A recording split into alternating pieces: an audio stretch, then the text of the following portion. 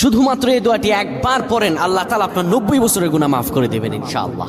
আপনার 90 বছরের গুনাহ মাফ হয়ে যাবে শুধুমাত্র এই দোয়াটি যদি একবার পড়তে পারেন। আপনার ভাগ্য খুলে যাবে, রিজিকে বরকত আসবে, মনের ন্যাক আশা পূরণ হবে, আল্লাহ আপনার সব দোয়া কবুল করে দিবেন। সুবহানাল্লাহি ওয়া বিহামদি। এত ফজিলত, এই দোয়াটা আপনারা শেয়ার করে দিবেন। এই যুবকেরা, আমল না করেও সওয়াব পাবা। তোমার একটি শেয়ারে, একটা বাটনে প্রেস করে তুমি সওয়াব পেয়ে যাবা। কারণ তুমি আমল না করো, অন্য কেউ যদি তোমার শেয়ারের বদৌলতে আমল করে, সওয়াব তুমি পেয়ে যাবা। নবীজির হাদিস।